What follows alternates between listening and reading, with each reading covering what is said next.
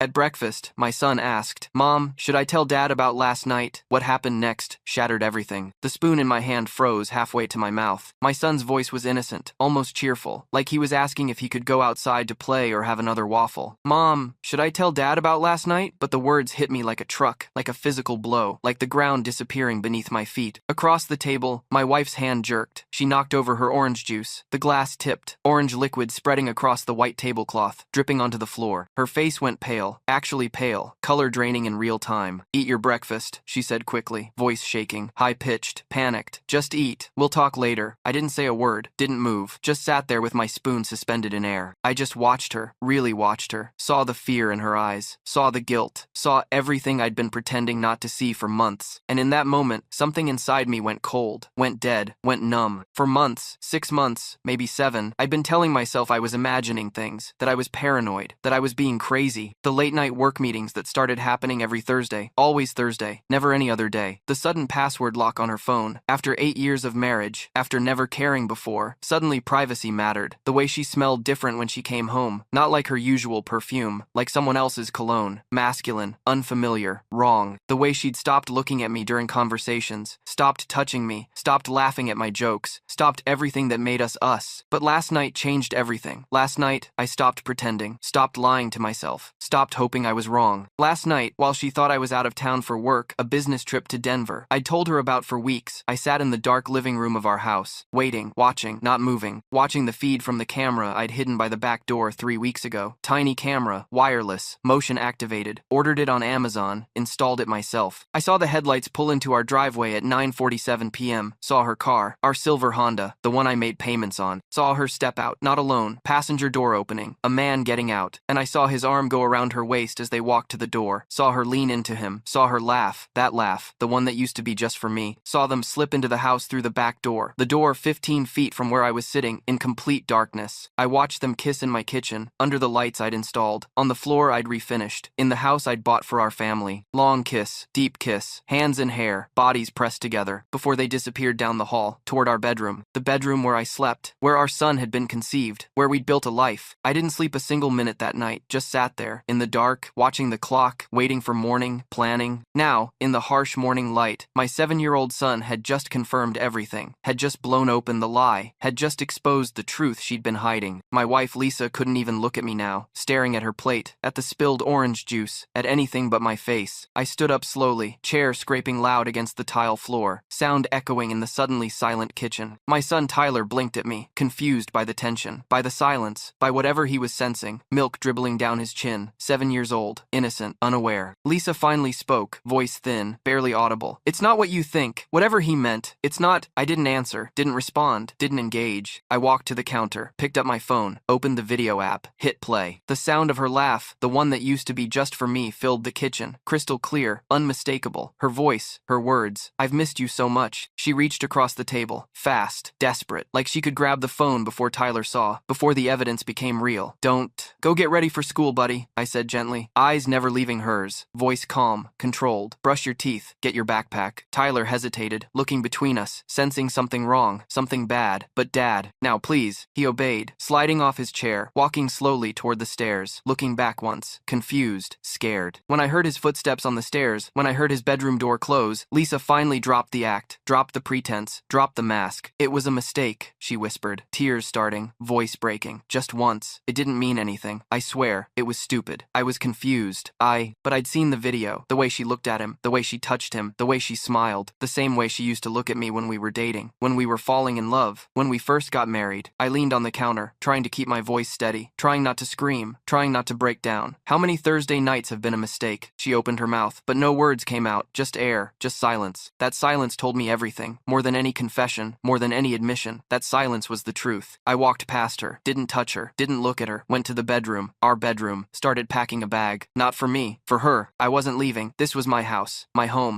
my son's home. She was the one leaving. I pulled clothes from her dresser, threw them in the suitcase, didn't fold them, didn't care, just grabbed handfuls and shoved them in. I wasn't sure what hurt more, the betrayal itself, or the fact that our son had been the one to expose it, that Tyler had seen something, had witnessed something, had been dragged into this nightmare. As I zipped the suitcase shut, as I yanked the zipper closed, she appeared in the doorway, face red, blotchy, streaked with tears, mascara running. Please, she said, voice desperate, pleading, don't do this. Let's talk. Let's go to counseling. Let's work on this. We have Tyler to think about. We have a family. But talking was what I'd been begging for 6 months, 7 months, however long this had been happening. All I got were lies, excuses, deflections, cold shoulders, turned backs. I carried the bag past her, down the stairs, set it by the front door with a heavy thud, grabbed my keys, grabbed Tyler's backpack. When I get back from taking him to school, I expect you to be gone, out of this house. I don't care where you go. Hotel, your sisters, your boyfriends. I don't care, but you're not here when I get back. Her sobs followed me out to the car, loud, desperate, theatrical. But I didn't look back, didn't hesitate, didn't care. I drove Tyler to school in complete silence, hands gripping the steering wheel so tight my knuckles turned white, jaw clenched, eyes straight ahead. When we pulled up to Jefferson Elementary, when I parked in the drop-off zone, he lingered before getting out, unbuckled slowly, staring at me. Dad, he said softly, small voice, scared voice. Are you mad at Mom? I swallowed hard, forced my jaw to unclench, forced a calm tone, forced myself to sound normal. No, buddy, not mad, just grown-up stuff, boring stuff. You don't need to worry. Go have a good day. Learn something cool. Learn. He nodded slowly, not believing me. Kids always know, always sense the truth. Okay, Dad. He got out, backpack bouncing, running toward the school building, 7 years old, innocent, about to have his world shattered, completely unaware of the storm about to hit our family, about to destroy everything he knew. As soon as Tyler disappeared inside the school, as soon as the doors closed behind him, I didn't go home. I couldn't, not yet, not ready. I sat there in the parking lot, staring at the steering wheel, at my hands, at nothing, feeling like my chest was going to cave in, like my ribs were collapsing, like I couldn't breathe. Because I'd seen the man's face on that camera footage, seen it clearly, in perfect HD clarity. At first, I hadn't believed my eyes, thought I was wrong, thought it was someone who looked similar, but it wasn't. It wasn't some stranger, some random guy from her office, some nobody I'd never met. It was Derek, my neighbor, my friend, the guy who lived 4 houses down, the guy who'd helped me build our deck last summer while we grilled burgers and drank beer and talked about sports and life, the guy I'd trusted around my wife and kid, around my family, around my home. We'd shared holidays together, Thanksgiving, 4th of July, New Year's Eve. He'd toasted our anniversary last year, raised his glass, said nice things about marriage and commitment and love. The betrayal wasn't just personal, it was public, it was community, it was everything. They'd both looked me in the eye while lying, for months, over and over, smiling, pretending, acting. I drove straight to his house, didn't think, didn't plan, just drove. His black truck was parked in the driveway like nothing had happened, like everything was normal, like he hadn't just destroyed 2 families. I got out, slammed my door, walked to his front door, knocked hard enough to rattle the frame, pounded with my fist. When he opened it, when I saw his face, his expression went from casual to guilty in an instant, from relaxed to panicked, from normal to terrified. He knew why I was there, knew what was coming. We need to talk, I said, voice low, controlled, dangerous. He stepped outside quickly, fast, glancing back into his house like he didn't want his wife to overhear, like he didn't want Rachel finding out. You were in my house last night, I said flatly. Not a question, a statement, a fact. He tried to play dumb, shaking his head. I don't know what you think you saw, man. I think you're confused. I cut him off, voice harder now, sharper. I saw the video, Derek. Don't lie to my face again. I watched you kiss my wife in my kitchen. I watched you walk down my hallway into my bedroom. I have it all recorded, every second, every moment. He exhaled sharply, shoulders sagging, running a hand through his hair. Caught, exposed, done. Look, man, I didn't plan for this to happen. It just happened. We didn't mean. I shoved him, hard, against his truck, metal denting. You kissed my wife in front of my kids' cereal bowls, in the house where my son sleeps. You think I care whether you planned it? You think that matters? He held up his hands, defensive, scared. Okay,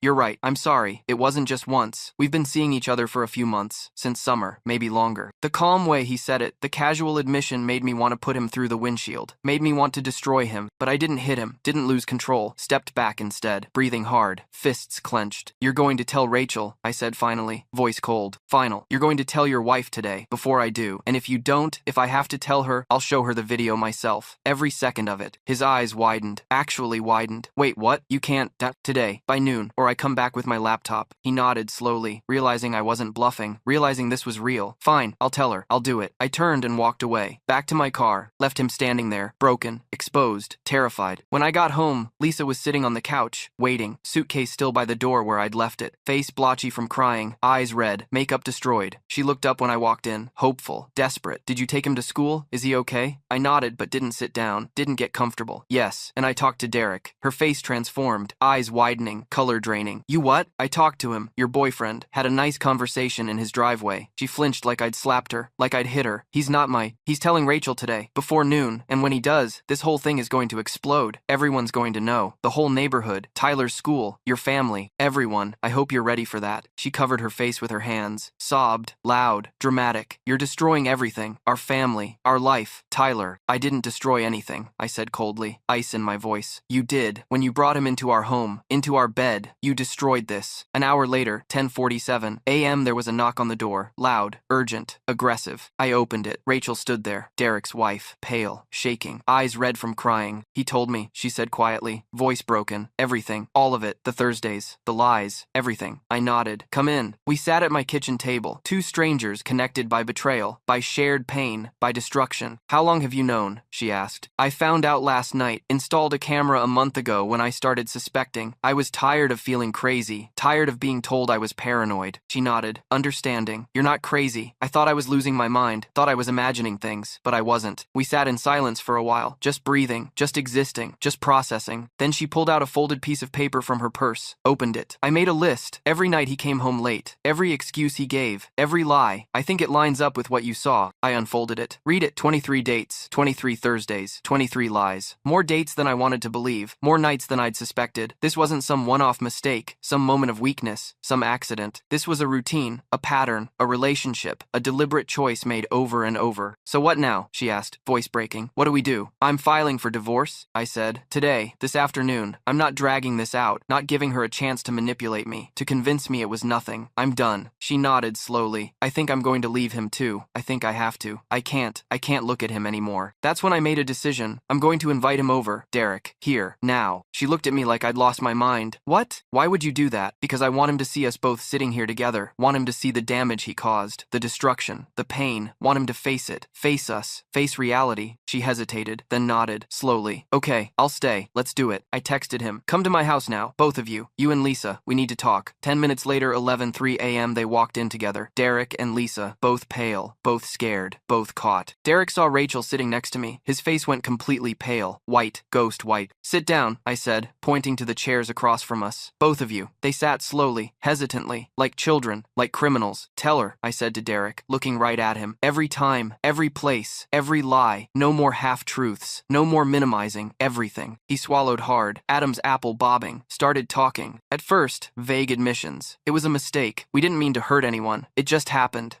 But under our stares, under the weight of our silence, he went into detail. The nights, the dates, the lies, the excuses, the planning, the hotels, the sneaking, all of it. Rachel sat there silent at first, tears streaming, listening, processing, until he got to the part about the night of her birthday, September 14th, 3 months ago, when he told her he had to work late. Emergency at the office. Crisis he couldn't avoid, but had really been at my house, with Lisa, in my bed. You ruined my birthday to sleep with her, Rachel said, standing up suddenly, voice shaking with fury, with rage, with heartbreak. You let me sit there alone at the restaurant waiting for you while you were here, with her, in their bed. We're done, she said, voice steady now. Final. Pack your things tonight. You're out. Out of my house. Out of my life. Out. Out. Derek turned to me then, maybe expecting mercy, maybe expecting understanding, maybe expecting something. I gave him nothing, just cold silence. And you are never coming near my son again, I said, voice like ice. If I see you on my property, I call the police. If you talk to Tyler, I call the police. If you even look at him, I call the police. You're done. Finished. Gone. He nodded, looking like a man who just realized his entire life had been ripped apart, destroyed, ended. When they left, when Derek and Lisa walked out together one last time, the house felt eerily quiet, empty, different. That felt final, Rachel said. It was, I said. Now we start over, both of us, from nothing, from scratch. And for the first time in months, for the first time since I'd started suspecting I could breathe,